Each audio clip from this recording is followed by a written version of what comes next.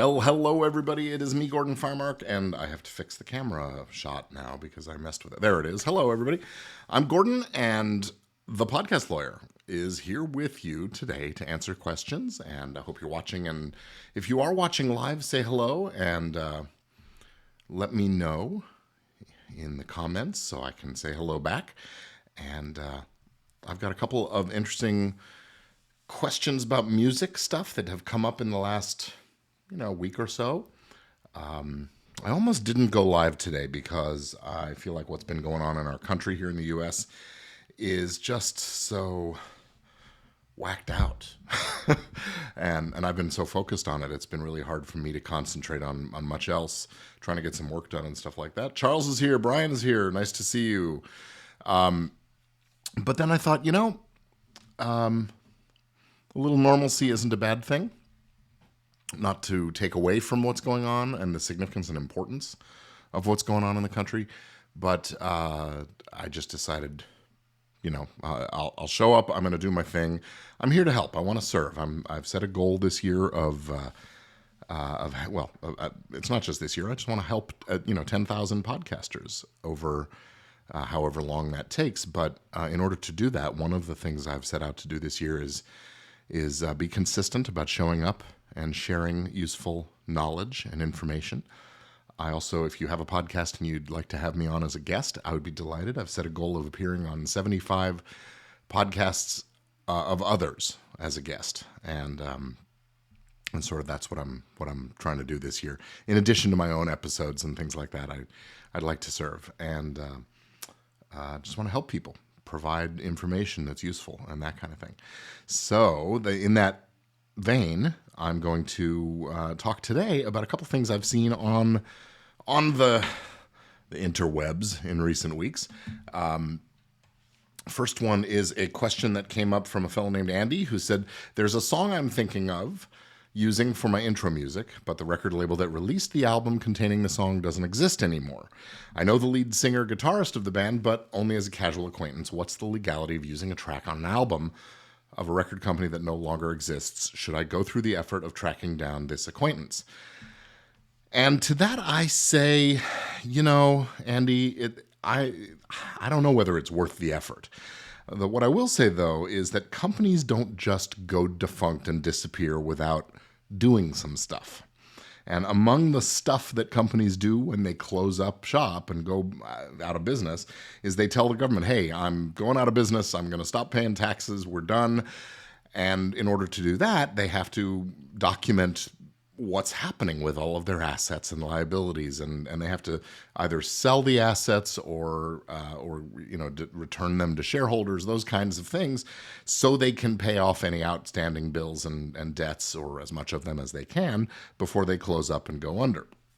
So there is bound to be a successor in interest. That's the term we use, legal term, successor in interest to this record company.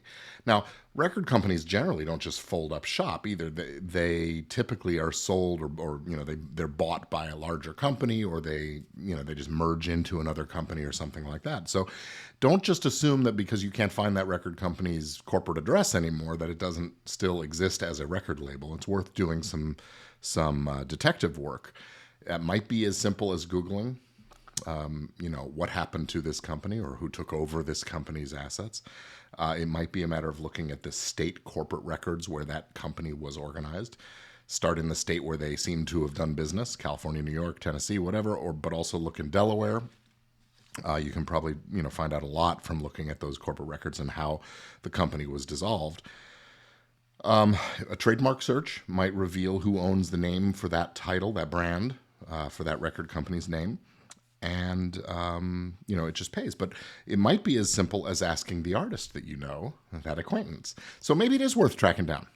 If that's the artist whose music you want to use and they see an opportunity to get some exposure and hopefully some payment, why wouldn't they help you find out where to get the permission from? Now, what I'll say, though, is that artist, and this is some of the bad advice that was shared in the Facebook group where the question came up, that artist probably doesn't have the right to give you permission to use the song in your podcast without at the very least, the other members of the band, but more likely the record company. And not just the record company, you also need permission from the music publishing company or the songwriters who wrote the song. It's not always the case that the members of the band are the ones who write the songs. Usually, sometimes, I don't know, but very often a song comes from some other songwriter, is performed by an artist, and now you've got to pay the record company that has the artist rights, and you have to pay the publishing company that controls the songwriter or composer and lyricist's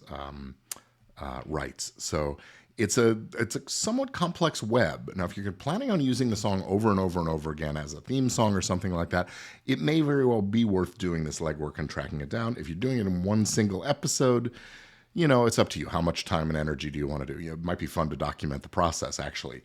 In addition to the record companies and the publishers, you're also going to hear about the performing rights organizations, the ASCAP, BMI, GMR, CSAC. If you're in Canada, the company is called SOCAN. In England, it's called PRS. The point is that these performing rights organizations collect a certain kind of music royalty for performances of music. That would be the live stream use. And in some places, they also collect for the recordings and for things like the synchronization right. But that alone in the U.S. is not going to be enough. So you're going to really do better dealing directly with the record company and the publisher, or the successor to the record company and the publisher.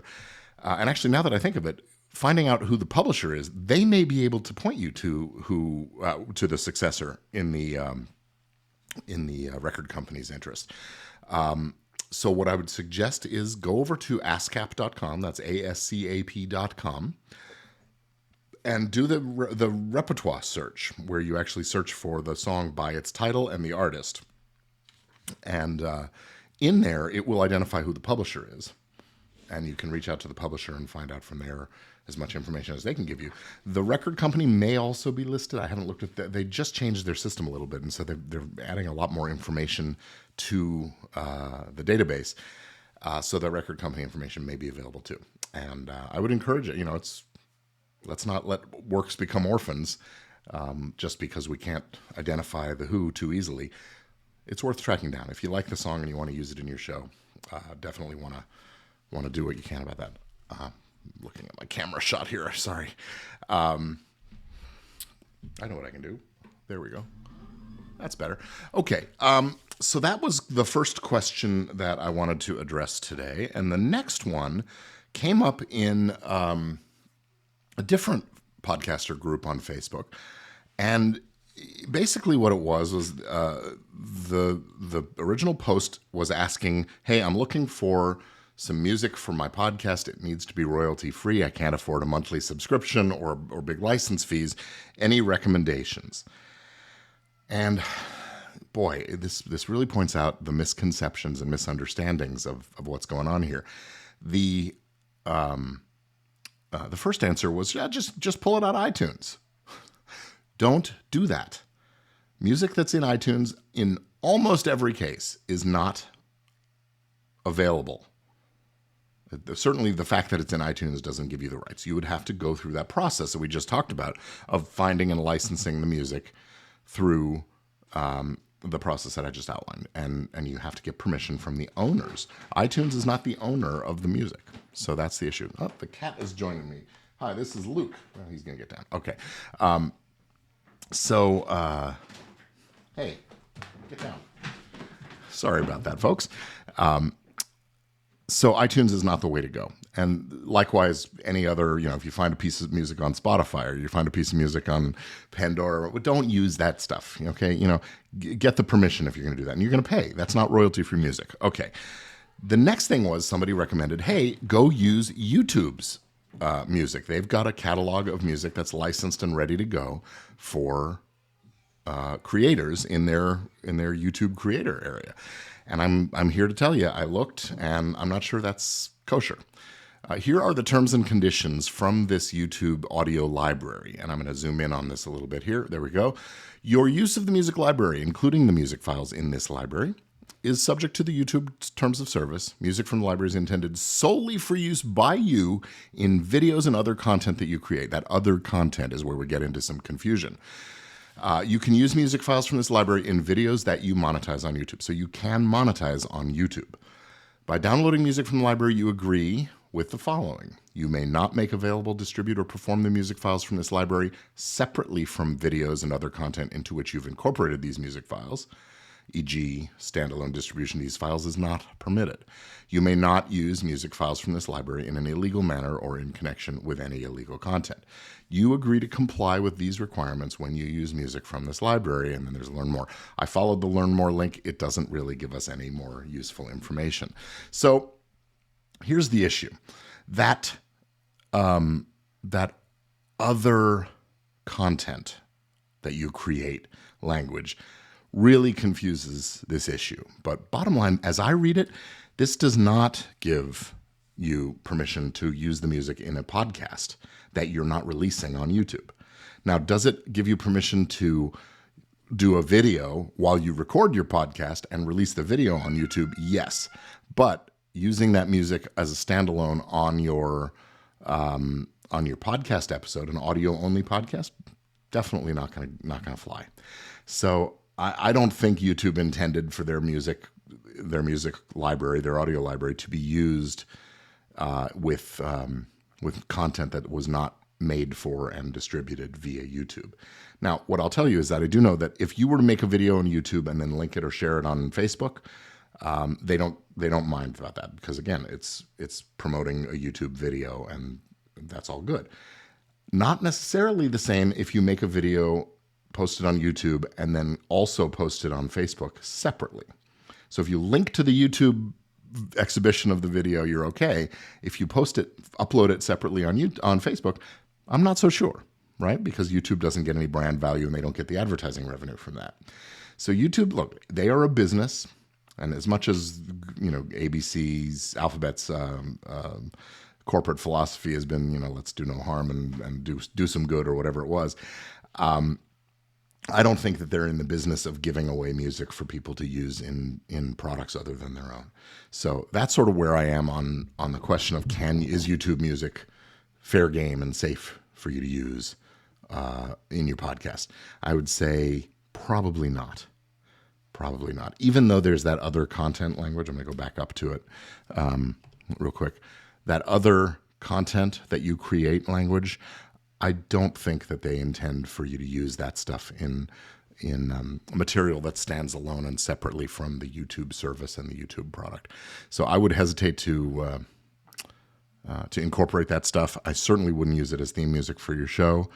And it's not a question of whether you're going to get caught. That's not really a relevant thing. We hear a lot about how they're going to know, what are they ever going to do about it, and either you're doing the right thing or you're not doing the right thing. So that's my take on that. What else is there on people's minds? If you're here watching and you have a question or a comment for me, I would love to engage in a little chit chat. I got a few more minutes, and yeah, I had a question from a potential client earlier today asking me, hey, should I trademark I'm wearing my I Love Trademark shirt. Should I trademark the title of my podcast? And we had a conversation about it. It's a title that I think is distinctive for the podcast and a good way to protect the title so that other people don't come into the space and use the title. But he's just starting out and the budget isn't there and actually hasn't yet published episodes. And so the answer was no, not yet. Build up the brand a little bit. It was one of those where it was on the bubble, and I would say, take some time to build up the brand.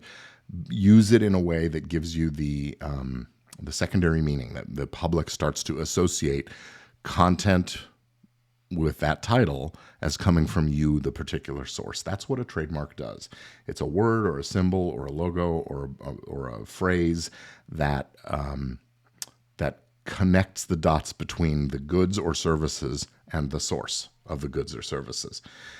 And to register a trademark is not a trivial thing. It's not terribly, terribly difficult, but it doesn't come at some cost. And I think that if you're just starting out a new podcast, there may be other places that your money is better spent. Of course, if you have a title that is really that really sings and is very distinctive, I do recommend it because you don't want another show coming along and adopting the same title.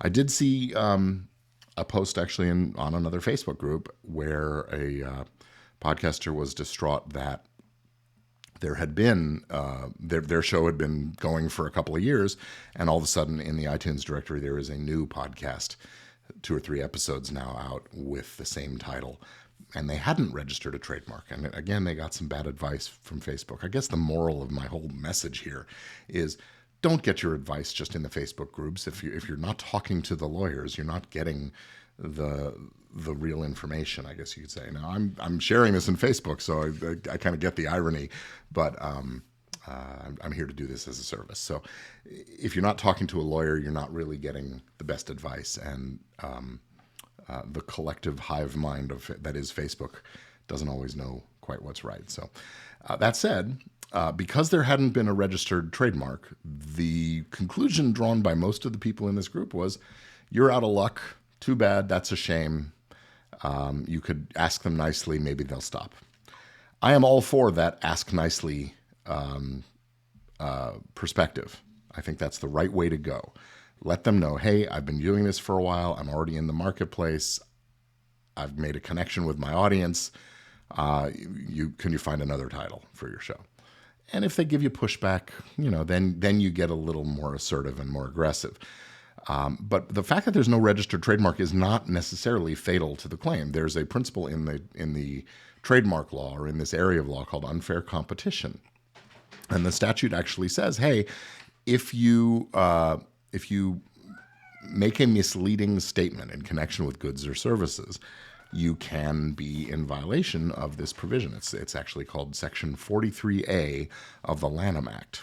And the code section is something different, but that's the relevant section. So it is possible to bring a claim for this unfair competition, this passing off by creating a false association or something like that. It's not so easy. A registration makes it a lot easier, and that's why we do it.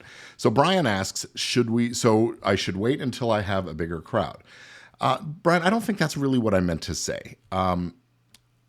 You should wait until it makes both financial sense and business sense for you to register.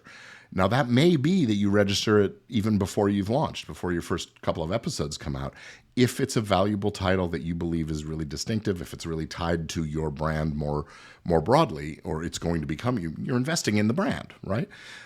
If it's a really distinctive title, I would say go for it, because the chances that it's going to get rejected are small, those kinds of things. But it comes at a cost.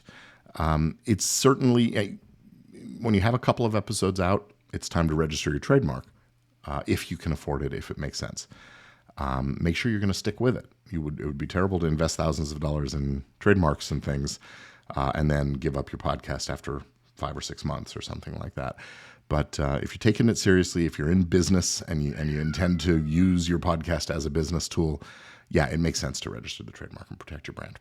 Each situation is a little different. That's why we have people and not machines that do these things. That brings me to an interesting observation or point. A lot of people use services with words like Zoom or Rocket in their name for doing some of these things and registering their trademarks and corporations and things like that. And as a lawyer, of course, my livelihood depends on doing these things for my clients. I would say, if you're going to use one of these, I'm going to call it a vending machine service, right? What you're going to get is exactly the plain vanilla, same as every other one that comes out of the vending machine. That may be okay. Although I'll say that a podcasting business isn't the same as, an auto mechanic business or any other. And so there are things that we need to customize and think about. And when our business is mainly devoted to creating intellectual property, I think there are some important differences. So plain vanilla, maybe not the right answer for you. I ask you, there are some things that you just wouldn't buy from a vending machine. Would you stick your head in the box with a hole that says haircuts for $1? Right? A vending machine haircut?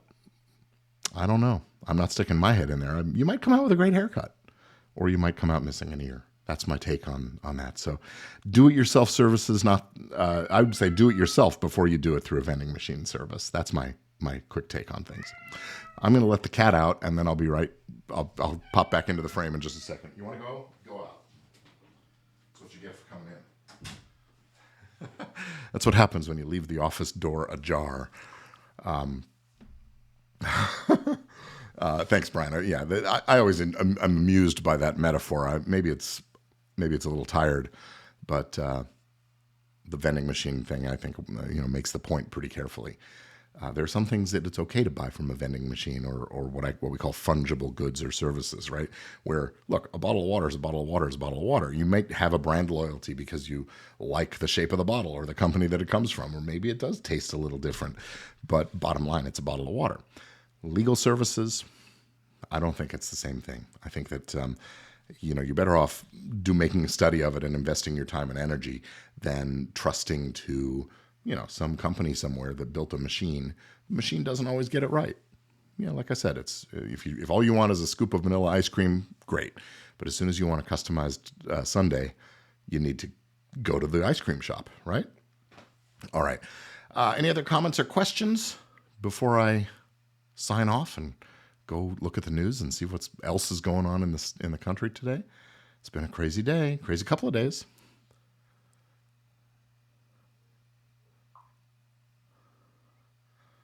Glad you mentioned that about the legal counsel. Oh yeah, well thanks, Brian. I'm glad that I was able to help with that. I think that's going to be it for today. Unless there's another question or comment in the next few seconds, I'm going to sign off and say thanks for watching, and I'll see you again next week. Every Thursday, I'm here when I, the podcast lawyer, speaks. Thanks for watching, and I'll see you real soon. Take care.